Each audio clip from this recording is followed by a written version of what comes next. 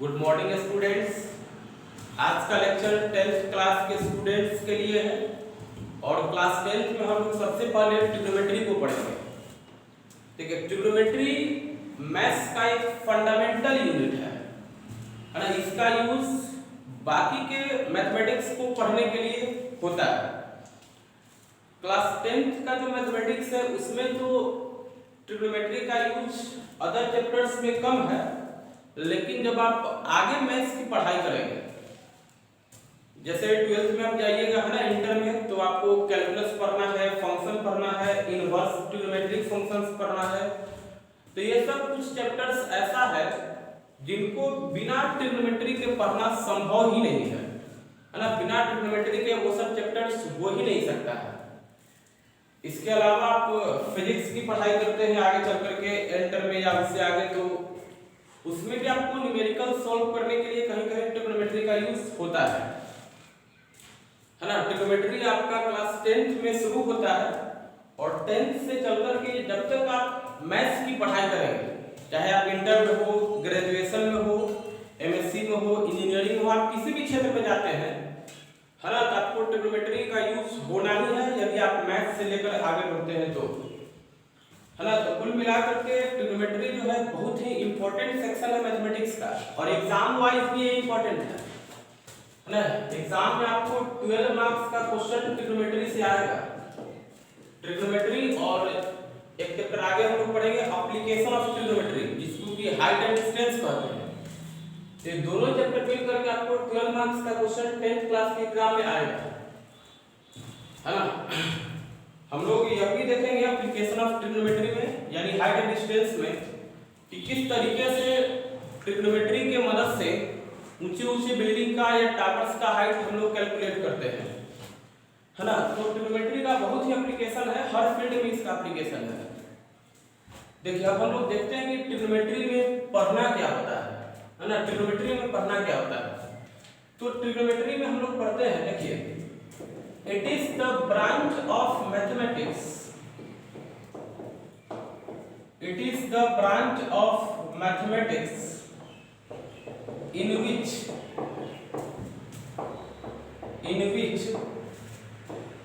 we deals about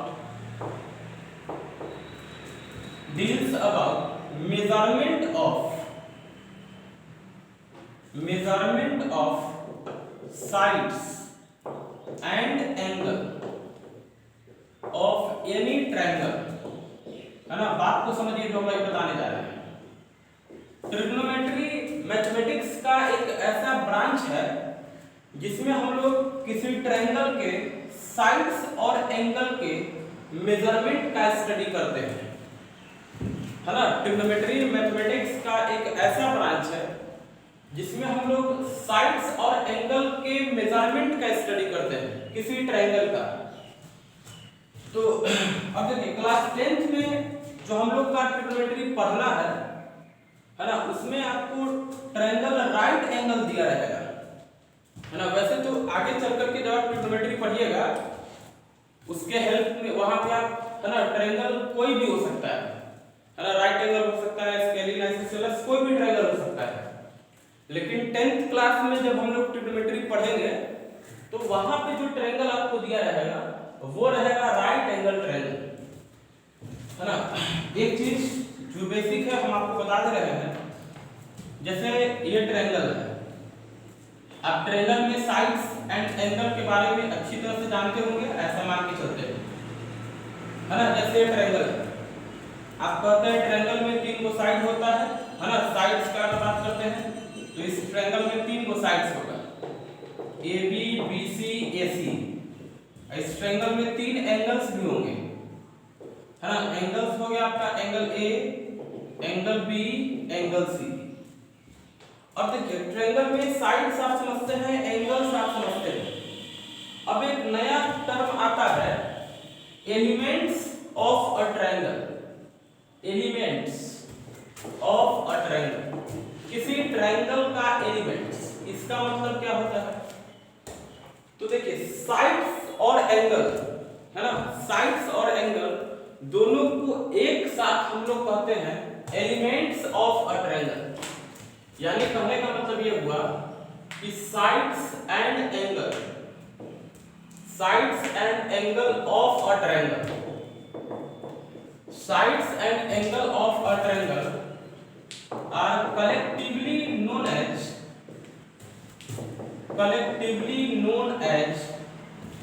elements of a triangle, है ना, elements of a triangle। किसी triangle का जो साइड्स और एंगल होते हैं उन दोनों को एक साथ हम लोग एलिमेंट्स ऑफ अ ट्रायंगल कहते हैं। यानी जब हम एलिमेंट्स बोलेंगे तो आप समझ रहे हो कि वहां पे साइड भी हो सकता है, एंगल भी हो सकता है। तो आपसे पूछा जाएगा किसी ट्रायंगल में कितना एलिमेंट्स होते हैं, तो आप बोलेंगे 6 एलिमेंट्स होंगे, क्योंकि ट्रायंगल में 3 को साइड होगा, 3 को एंगल होगा, और साइड्स और एंगल दोनों को एक बार में एलिमेंट्स कहते हैं, है ना। तो कहने का मतलब यह हुआ कि in any triangle there are 6 elements, है ना। In any triangle there are 6 element, किसी भी ट्रायंगल में 6 एलिमेंट्स होगा, इसमें से 3 को साइड होगा और 3 एंगल होगा। बस समझ रहे हैं, जैसे कोई ट्रायंगल हो गया ए बी सी, है ना, इस साइड ए हो गया, इस साइड को बी नाम देते हैं, इस साइड को नाम सी देते हैं, है ना। ये हो गया आपका एंगल ए, ये हो गया एंगल बी और ये हो गया एंगल सी। तो यदि इस ट्रायंगल का एलिमेंट्स लिखना होगा तो आप लिखेंगे कि इसका एलिमेंट्स कौन कौन हो गया। तो इसका एलिमेंट्स लिखा जाएगा, देखिए 3 साइड है ए बी सी, ये 3 हो गया साइड्स। इसके अलावा 3 angles, angle A, angle B, angle C. तो इन सब को एक बार हम लोग कहते हैं एलिमेंट्स ऑफ अ ट्रायंगल। जैसे देखिए अभी हम आपको बताएं किसी भी ट्रायंगल में 6 एलिमेंट्स होते हैं, है ना, 3 साइड्स होते हैं और 3 एंगल्स होते हैं, और साइड्स और एंगल को एक बार में हम लोग एलिमेंट्स ऑफ ट्रायंगल कहते हैं। तो देखिए यदि आपको किसी भी ट्रायंगल में 3 एलिमेंट्स गिवन है ना, 3 एलिमेंट्स गिवन है, और वो 3 एलिमेंट्स जो दिया रहेगा उसमें कम से कम एक साइड का होना अनिवार्य है। तो यदि किसी भी ट्रायंगल में 3 एलिमेंट्स दिया हुआ है जिसमें से एक साइड भी गिवन है, तो आप बाकी के 3 एलिमेंट्स आराम से फाइंड कर सकते हैं, है ना। ट्रिग्नोमेट्री की मदद से बाकी के 3 एलिमेंट्स हम इजीली फाइंड कर सकते हैं। वही बात यहां लिखा हुआ है कि इफ एनी 3 एलिमेंट्स, है ना। अब देखिए जो 3 एलिमेंट्स दिया रहेगा उसमें कम से कम एक साइड जरूर होना चाहिए, है ना। यानी किसी भी ट्रायंगल में 3 एलिमेंट्स गिवन है और 3 एलिमेंट्स में कम से कम एक साइड जरूर होना चाहिए। तो अगर 3 एलिमेंट्स दिया हुआ है किसी ट्रायंगल का, तो ट्रिग्नोमेट्री के हेल्प से, by the help of trigonometry, we can easily find out other 3 elements, है ना। यानी किसी ट्रायंगल का यदि आपको 3 एलिमेंट्स दिया हुआ है, और ध्यान रखना चाहिए कि जो 3 एलिमेंट्स दिया रहेगा उसमें कम से कम एक साइड जरूर होना चाहिए, है ना। तो हम लोग ट्रिग्नोमेट्री की मदद से बाकी के 3 एलिमेंट्स हम इजीली फाइंड कर सकते हैं। जैसे बात समझिए हम क्या कहना चाहते हैं। ये ट्रायंगल हुआ एबीसी, है ना, इस साइड को हम नाम दे दिए ए, ये साइड हो गया बी और ये साइड हो गया सी, और एंगल तो आप समझ ही रहे हैं, this is angle A, angle B, angle C. तो हमें कहीं पे 3 एलिमेंट्स दिया हुआ है, जैसे मान लीजिए कि हमें साइड ए ये गिवन है, बी का वैल्यू गिवन है, सी का वैल्यू गिवन है। तो यदि आपको ये तीनों साइड गिवन है तो हम तीनों एंगल फाइंड कर सकते हैं, है ना। आपसे क्वेश्चन मान लीजिए कहेगा कि एंगल ए क्या होगा, एंगल बी क्या होगा, एंगल सी क्या होगा, तो ये सब हम लोग इजीली फाइंड कर सकते हैं। या मान लीजिए कहीं ऐसा दिया हुआ है, जैसे मान लीजिए कि 2 साइड कोई दिया हुआ है ना, 2 साइड दिया हुआ है, ए दिया हुआ है और बी दिया हुआ है, 2 साइड दिया हुआ है और एक एंगल दिया हुआ है, एंगल ए दिया हुआ है। तो ये 3 एलिमेंट्स मान लीजिए कि आपको गिवन है ना, साइड ए दिया हुआ है, साइड बी दिया हुआ है और एंगल ए दिया हुआ है। तो ये 3 एलिमेंट्स गिवन है, तो जो बाकी के 3 एलिमेंट्स बच रहे हैं, बच कौन रहा है, तो साइड सी बच गया, है ना, एंगल बी बच गया और एंगल सी।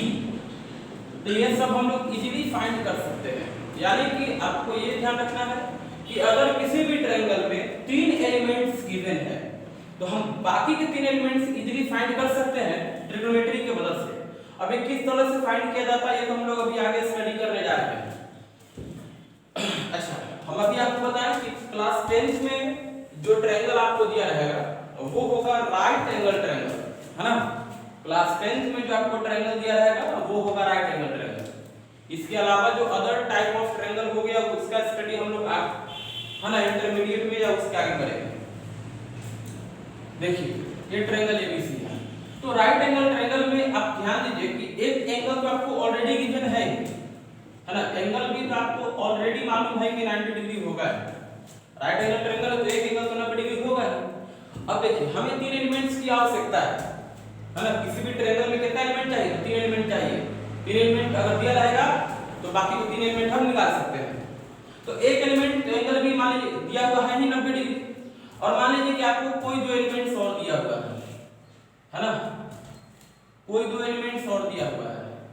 अब वो दो साइड भी हो सकता है या दोनों एंगल भी हो सकता है या एक साइड एक एंगल ना। देखिए एंगल भी मान लीजिए होगा 90 डिग्री।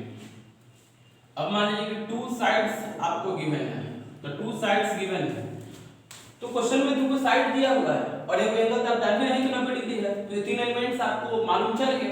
तो जब तीन एलिमेंट्स मालूम चल गया तो हम बाकी के जो तीन एलिमेंट्स है वो इजीली फाइंड कर सकते हैं, है ना। या मान लीजिए कैसा भी हो सकता है कि एक एंगल तो आपको 90 डिग्री मालूम है ना, एक एंगल तो 90 डिग्री मालूम है ही। अब मान लीजिए कि आपको एक साइड और दिया हुआ है ना, कोई एक साइड का वैल्यू दिया हुआ है और मान लीजिए कोई एक एंगल दिया हुआ है। सपोज मान लीजिए कि एंगल ए दिया हुआ है। तो आप देखिए कि यहाँ पे तीन एलिमेंट्स आपको मालूम चल गए। एक एंगल भी तो 90 डिग्री है ही क्योंकि राइट एंगल ट्रायंगल है, और अब मान लीजिए कि आपको एक साइड दिया हुआ है और एक एंगल भी दिया हुआ है। तो आप आराम से बाकी के जो तीन एलिमेंट्स बच गए उसको फाइंड कर सकते हैं ट्रिग्नोमेट्री की मदद से। अब कैसे फाइंड करेंगे वो हम लोग आगे सीखेंगे, है ना। चलिए अब हम लोग जानते हैं कि किसी राइट एंगल ट्रायंगल, आप देख रहे हैं ना right angle triangle, right angle triangle, तो किसी राइट एंगल ट्रायंगल में परपेंडिकुलर क्या होता है, बेस क्या होता है, हाइपोटेनस क्या होता है, ये सब चीज हम लोग सीखने जा रहे हैं। मालूम होगा लेकिन फिर भी जान लीजिए। जैसे देखिए एंगल ए, हम इस एंगल का बात करते हैं एंगल ए के लिए, 4 एंगल ए, एंगल ए के लिए अगर एंगल ए के लिए बात करते हैं तो देखिए परपेंडिकुलर होता है जिस एंगल का बात कर रहे हैं उसके सामने वाला साइड परपेंडिकुलर बोला जाएगा, है ना। जिस एंगल का बात कर रहे हैं उसके सामने वाला साइड परपेंडिकुलर कहलाएगा।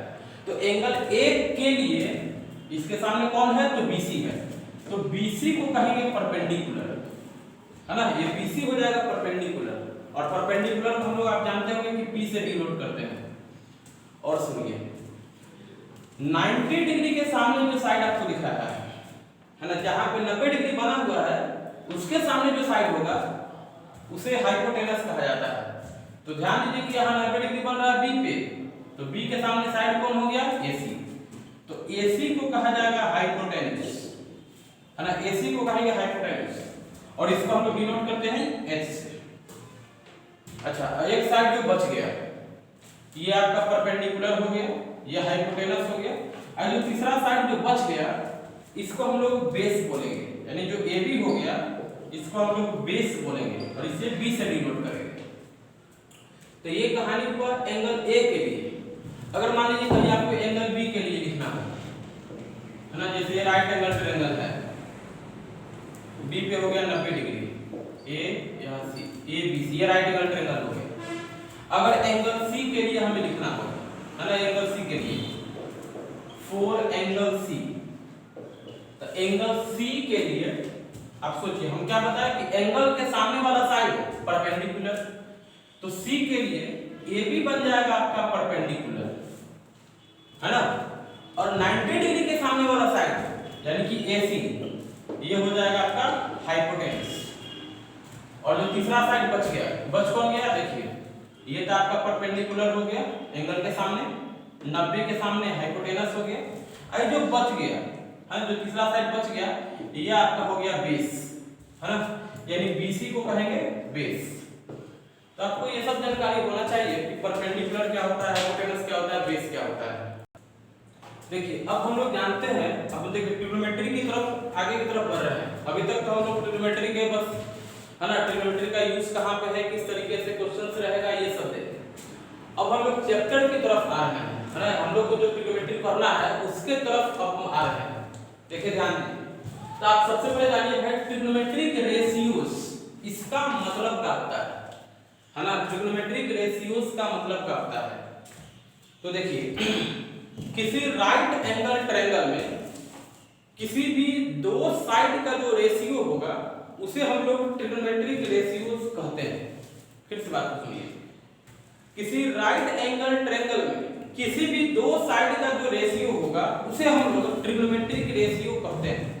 डेफिनेशन में देखिए, ratio of any two sides of a right angle triangle, है ना, राइट एंगल ट्रायंगल के कोई दो साइड का जो रेशियो होगा उसे हम लोग ट्रिग्नोमेट्रिक रेशियोज कहते हैं। जैसे आप बात को समझिए, यह एक राइट एंगल ट्रायंगल हो गया, है ना, राइट एंगल ट्रायंगल हो गया। इसमें जो एंगल ए है, हम मान लेते हैं कि एंगल ए का वैल्यू थीटा है। आपके जीवन में एक नया नोटेशन आ रहा है थीटा, है ना, थीटा हो गया। किसी एंगल को रिप्रेजेंट करते हैं, दर्शाते हैं थीटा से, है ना, किसी एंगल को डिनोट करते हैं थीटा से।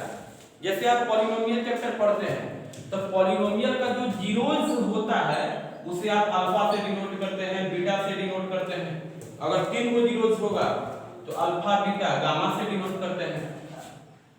हाँ, तो आप जीरोज को डिनोट करने के लिए अल्फा बीटा गामा ये सब यूज करते हैं।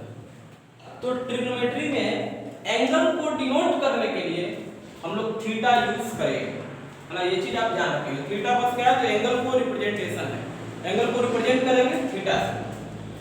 तो मान लीजिए कि एंगल ए का वैल्यू है थीटा, एंगल ए का वैल्यू थीटा, तो आप समझ रहे होंगे कि एंगल के सामने वाला साइड परपेंडिकुलर, 90 के सामने वाला साइड हाइपोटेनस, जो बच गया बेस। अभी आपको बताएं तो ट्रिग्नोमेट्रिक रेशियो होता क्या है, the ratio of any two sides of a right angle triangle. इस राइट एंगल ट्रायंगल में तो है 3 साइड, अब कोई दो साइड का रेशियो, जैसे मान लीजिए कि परपेंडिकुलर और हाइपोटेनस है, तो परपेंडिकुलर हाइपोटेनस का रेशियो p/h लिखेंगे, है ना, बेस और हाइपोटेनस का रेशियो b/h लिखेंगे, परपेंडिकुलर और बेस का रेशियो p/b लिखेंगे, है ना, परपेंडिकुलर, फिर देखिए हाइपोटेनस और परपेंडिकुलर का रेशियो h/p लिखेंगे, हाइपोटेनस और बेस का रेशियो h/b लिखा जाएगा, है ना, h/b। फिर देखिए बेस और परपेंडिकुलर का रेशियो, है ना, b/p लिखेंगे, b/p। तो कहने का मतलब ये हुआ किसी ट्रायंगल में, किसी राइट एंगल ट्रायंगल में कोई दो साइड का जो रेशियो होगा, किसी राइट एंगल ट्रायंगल में कोई दो साइड का जो रेशियो होगा उसे हम लोग ट्रिग्नोमेट्रिक रेशियोज कहते हैं। तो आप देखिए कि यदि 3 साइड्स है तो इसका रेशियो हम 6 तरीके से फाइंड कर सकते हैं, p/h, b/h, p/b, h/p, b/p, h/b, है ना। तो ये 6 तरीके से रेशियोज हम लोग फाइंड कर सकते हैं। तो ये जो 6 रेशियो बन रहा है इन सबको हम लोग ट्रिग्नोमेट्रिक रेशियोज कहते हैं। तो यदि आपसे पूछा जाएगा कि ट्रिग्नोमेट्रिक रेशियोज कितना होते हैं तो आपका आंसर क्या होगा 6, है ना। 6 तरीके से हम ट्रिग्नोमेट्रिक रेशियोज लिख सकते हैं, है ना, यानी कि किसी भी राइट एंगल ट्रायंगल में कितना ट्रिग्नोमेट्रिक रेशियोज होगा तो 6। अब देखिए, है ना, सारा ट्रिग्नोमेट्रिक रेशियोज का अपना अपना नाम है। परपेंडिकुलर और हाइपोटेनस का जो रेशियो है इसको हम लोग साइन कहते हैं, p/h। ये जो रेशियो है इसे हम लोग साइन कहते हैं, साइन। और शॉर्ट में इसको केवल लिखा जाता है sin, है ना, साइन। शॉर्ट में लिखेंगे साइन, sin। पहले आप समझ लीजिए, देयर आर 6 ट्रिग्नोमेट्रिक रेशियोज,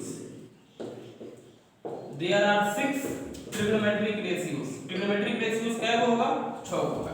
अब उन 6 का नाम क्या है पहले ये जानते हैं। एक होता है साइन, दूसरा होता है कोसाइन, तीसरा होता है टेंजेंट, चौथा होता है कोटेंजेंट, पांचवा होता है आपका सिकेंड, एंड छठा होता है कोसिकेंड, है ना। तो कहने का मतलब यह है कि किसी भी ट्रायंगल में 6 को ट्रिग्नोमेट्रिक रेशियोज होता है जिनका नाम इस प्रकार से लिखा जाता है। अब देखिए जो साइन है SINE, इसको शॉर्ट में हम लोग केवल SIN लिखते हैं। ये जो कोसाइन आप देख रहे हैं इसको शॉर्ट में cos COS लिखा जाता है। ये जो टेंजेंट देख रहे हैं इसको शॉर्ट में हम लोग TAN टैन, कोटेंजेंट को शॉर्ट में कॉट लिखा जाता है, कॉट COT कॉट। ये जो सिकेंड है इसको शॉर्ट में हम लोग सेक लिखते हैं, और जो कोसिकेंड है इसको शॉर्ट में हम लोग कॉसेक लिखते हैं, है ना। तो ये 6 ट्रिग्नोमेट्रिक रेशियोज होता है। अब देखिए ये जो P/H यह जो रेशियो है इसे हम लोग साइन कहते हैं। इसी राइट एंगल ट्रायंगल में परपेंडिकुलर और हाइपोटेनस का जो रेशियो होता है उसे हम लोग साइन कहते हैं, और शॉर्ट में लिखेंगे SIN। अब देखिए ये परपेंडिकुलर और हाइपोटेनस किसके रिस्पेक्ट में है, तो थीटा के रिस्पेक्ट में है। बात समझ रहे हैं ना। हम आपको बताए हैं कि जब एंगल बदलेंगे तो परपेंडिकुलर भी चेंज हो जाएगा, बेस भी चेंज हो जाएगा। तो यहाँ पे जो हम लोग परपेंडिकुलर बेस हाइपोटेनस लिखे हैं ये किसके रिस्पेक्ट में है, तो थीटा के रिस्पेक्ट में है। तो ये आप जो रेशियो देख रहे हैं ना P/H, इस रेशियो को हम लोग बोलेंगे साइन थीटा। अब देखिए बेस और हाइपोटेनस का जो रेशियो है, इसे कोसाइन कहा जाता है। बेस और हाइपोटेनस के रेशियो को कोसाइन कहा जाता है। अब कोसाइन को शॉर्ट में लिखते हैं क्या है, तो कॉस लिखते हैं। कोसाइन को शॉर्ट में हम लोग कॉस लिखते हैं। और समझिए ये बेस किसके रिस्पेक्ट में है, तो थीटा के रिस्पेक्ट में है, तो ये हो जाएगा आपका cos थीटा। फिर सुनिए परपेंडिकुलर और बेस का जो रेशियो है इसे हम लोग टेंजेंट कहते हैं, टेंजेंट। परपेंडिकुलर और बेस का जो रेशियो है उसे टेंजेंट कहा जाता है, और टेंजेंट को शॉर्ट में हम लोग tan लिखते हैं, tan, है ना। और सुनिए ये परपेंडिकुलर और बेस किसके रिस्पेक्ट में है, थीटा के रिस्पेक्ट में है, तो यहां लिखेंगे tan theta equal to P/B। फिर सुनिए अच्छा और तीन यहां लिखते हैं। अब इसका रेसिप्रोकल करते हैं ना, B/P। तो किसी राइट एंगल ट्रायंगल में बेस और परपेंडिकुलर का जो रेशियो होगा, उसे हम लोग कोटेंजेंट कहते हैं, और कोटेंजेंट को शॉर्ट में कॉट लिखा जाता है ना। और ये बेस परपेंडिकुलर थीटा के रिस्पेक्ट में है तो लिखा जाएगा cot theta equal to B/P। फिर सुनिए है ना, B और H/B,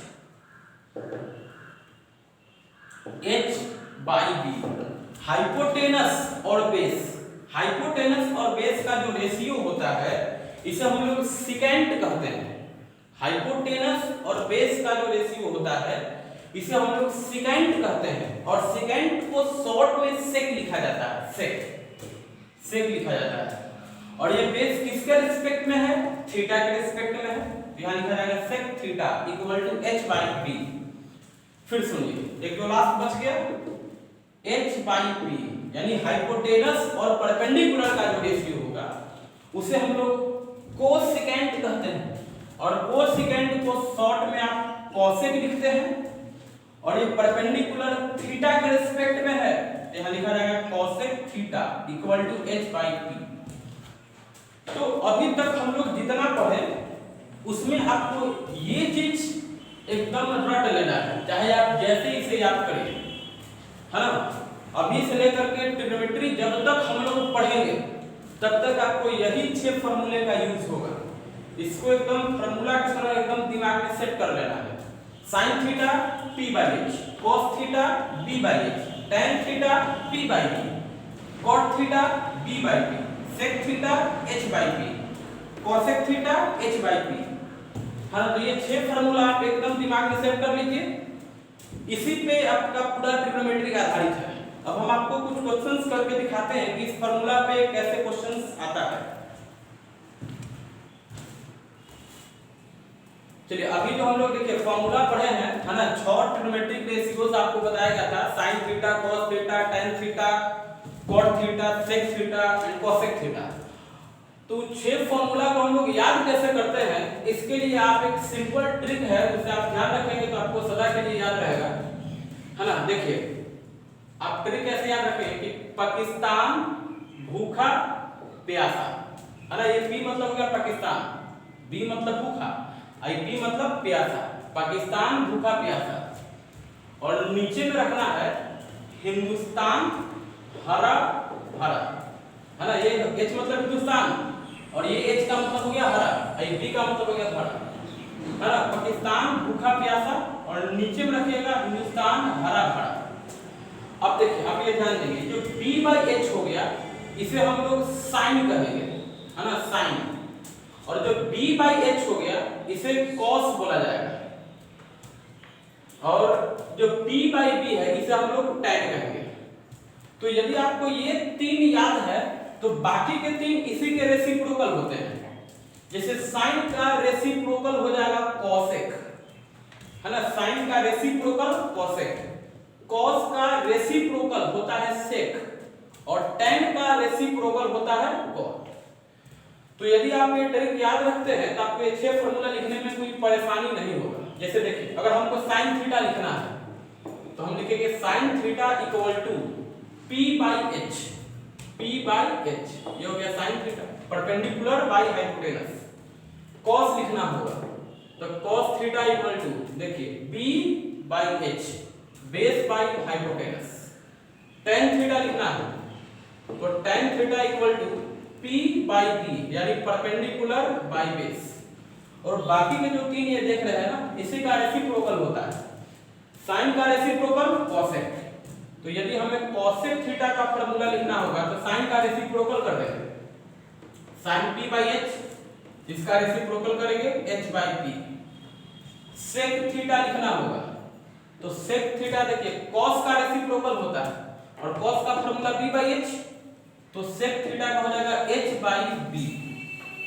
फिर देखिए जो cot थीटा होता है ये tan का रेसिप्रोकल होगा तो tan का फार्मूला P/B तो cot का लिखा जाएगा B/P। तो इस तरीके से आप ये ट्रिक एकदम याद रखिएगा, है ना। अगर आप फार्मूला भूल भी जाते हैं तो इस ट्रिक से आप इजीली लिख सकते हैं, बहुत इंपॉर्टेंट है, आप इसे ध्यान रखें। अब देखिए अब हम लोग क्वेश्चंस करते हैं कि जो फार्मूला पढ़े हैं उसका यूज क्वेश्चन में किस तरीके से किया जाता है। आप ये चीज नोट कर लेंगे तो इसे मिलाते हैं। देखिए क्वेश्चन कहता है in triangle ABC right angle at B, यानी आप एक ट्रायंगल बनाइए जिसमें B पर होगा राइट एंगल, है ना। ये ट्रायंगल हो गया, B पर है राइट एंगल, ट्रायंगल का नाम है ABC, ABC ये ABC ट्रायंगल हो गया, राइट एंगल बन रहा है B पे। फिर देखिए AB बराबर 24 सेंटीमीटर, AB दिया हुआ है 24 सेंटीमीटर, BC दिया हुआ है 7 सेंटीमीटर, है ना, BC दिया हुआ है 7 सेंटीमीटर। क्वेश्चन कहता है कि sin A का वैल्यू बताइए एंड cos A का वैल्यू बताइए। तो हम इसे सॉल्व करने जा रहे हैं, ध्यान दीजिएगा। sin A तो हम लोग अभी फार्मूला पढ़े हैं कि sin थीटा का फार्मूला होता है P/H, है ना। sin थीटा का फार्मूला होता है P/H, P मतलब परपेंडिकुलर और H मतलब हाइपोटेनस। अब यहां ध्यान देखिए जो परपेंडिकुलर लिखते हैं वो एंगल के रिस्पेक्ट में होता है, तो यहां पे है एंगल A, है ना, sin के साथ एंगल है A, sin के साथ है एंगल A। तो एंगल A के लिए ये सामने वाला साइड परपेंडिकुलर बन जाएगा और 90 डिग्री के सामने वाला ये हाइपोटेनस होता है और जो बच गया इसे हम लोग बेस कहेंगे। तो देखिए यहाँ पे हमें हाइपोटेनस की जरूरत है और क्वेश्चन में हाइपोटेनस है नहीं, तो सबसे पहला काम होगा कि हम हाइपोटेनस फाइंड करेंगे। और हाइपोटेनस फाइंड करना होगा तो आप पाइथागोरस थ्योरम पढ़े होंगे, है ना। पाइथागोरस थ्योरम की मदद से हम हाइपोटेनस फाइंड करेंगे। तो आप पढ़े होंगे हाइपोटेनस यानी H = √p² + b², ये फार्मूला यूज करते हैं हाइपोटेनस फाइंड करने के लिए। यहाँ से देखिए h इक्वल टू p का वैल्यू 7, तो 7 स्क्वायर प्लस b स्क्वायर, तो b का वैल्यू 24 का स्क्वायर।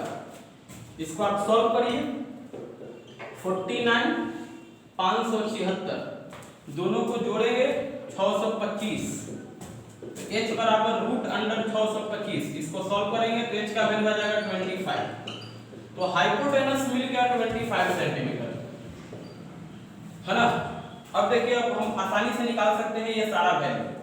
जैसे मान लीजिए कि आपको साइन a निकालना है, साइन a, तो साइन का फॉर्मूला होता है p by h, p by h, p by h। अब आप ध्यान दीजिए कि एंगल a के लिए, एंगल a के लिए परपेंडिकुलर कितना है, तो 7 है। हाइपोटेनस यानी h का वैल्यू 25, तो साइन a का वैल्यू हो गया 7 बाई 25। फिर देखिए cos a निकालना है, cos a, तब cos थीटा वाला फॉर्मूला देखिए, cos थीटा का फॉर्मूला होता है b by h, b by h, b by h। अब देखिए एंगल a के लिए b का वैल्यू कितना है, तो एंगल a के लिए b का वैल्यू 24 है, ऊपर में हो गया 24 और नीचे h हाइपोटेनस, तो हाइपोटेनस हो गया 25, तो ये हो गया cos a का वैल्यू। फिर देखिए अगला कहता है sin c and cos c। sin c का वैल्यू बताइए, sin c, है ना, sin c, तो sin थीटा का फॉर्मूला क्या होता है, तो p बाई h होता है, p बाई h। लेकिन आप ध्यान देंगे यहाँ पे कि जो p लिखेंगे, है ना, जो p का वैल्यू होगा वो एंगल c के रिस्पेक्ट में होगा। अभी आप ये जो p देख रहे हैं ये एंगल a के रिस्पेक्ट में है, अब यह एंगल बदल गया, एंगल c आ गया है, तो p का वैल्यू c के रिस्पेक्ट में देखेंगे, है ना, p का वैल्यू c के रिस्पेक्ट में देखिए, तो ये हुआ आपका एंगल c, है ना, ये है एंगल c, तो एंगल के सामने वाला परपेंडिकुलर कहलाता है, तो एंगल c के सामने है ab, तो ये हो जाएगा परपेंडिकुलर। 90 डिग्री के सामने हाइपोटेनस, और जो बच गया इसे बोलेंगे बेस। तो एंगल C के लिए परपेंडिकुलर हो गया 24 और h का वैल्यू 25, तो sin c बराबर हो गया 24 बाई 25। फिर देखिए cos c लिखना है, cos c, आप cos का फॉर्मूला लिखिए, तो cos थीटा का फॉर्मूला होता है b by h, b by h।